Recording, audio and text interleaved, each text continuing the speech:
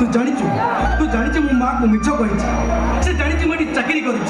से जानी मुझे समुद्र में माछ धरुछु राखी आ माँ मो पाखे रही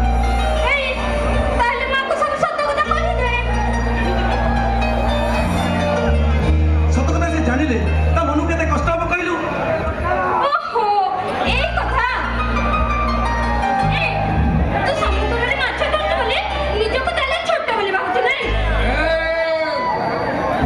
ओ माघियाला जाति रे केउटो डोंगा वहे आओ माछ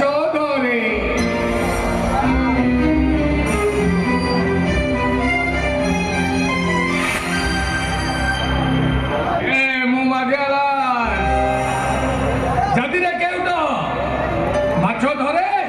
डोंगा बाहे ये ना हम पोशाक को घृणा करुची सी तोते भल पाउनी ना सी तोते सीना बाध्य करुची हेले सी तोते जमा भल पाउनी ये ना हम ओलिया मनुष्य नुआ अपन मते ये बाबू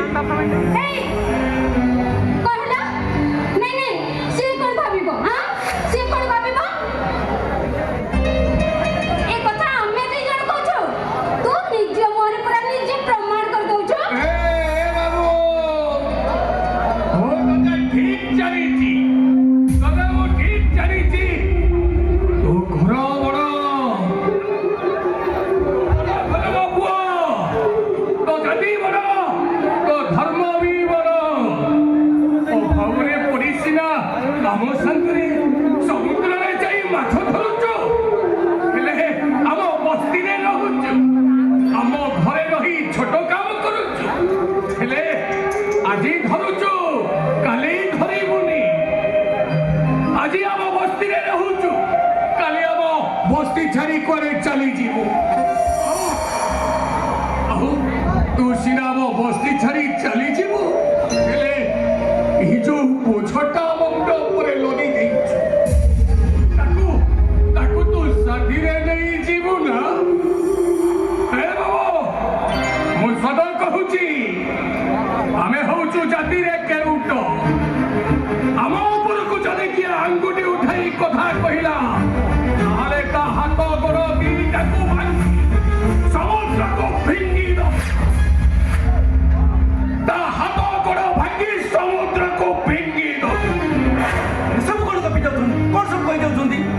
बाबू नलिया बस्ती सारा हल्ला पड़लानी जे नहीं से कौन कहि जाउछंती आ केई कहउछंती हमें तते घरे रखि जे तू रोजगार खाइलाकू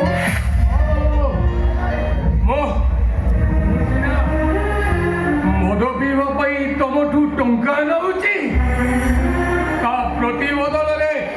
आम झीटा को तुम पाखे बंधा देती मत जीवन मो ना राजा नुह अरे केटा जनक जीवाकू केटा जनक जीवाकू काटी फोपाड़ी नहीं पारिबो अरे केटा जनक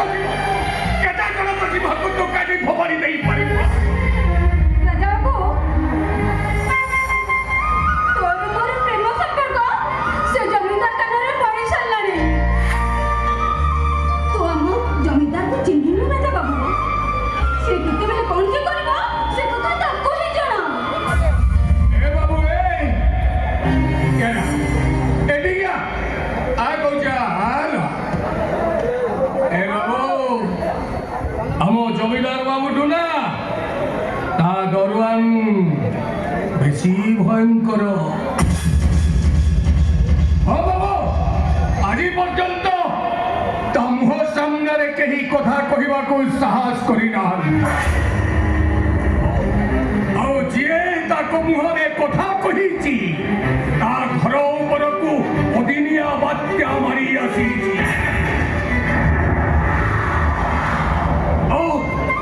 सकाल पाइला बेलको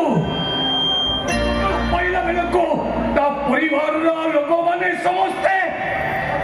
समुद्र ସମୁଦ୍ରରେ ଭାସୁଥାନ୍ତି। ବାବୁ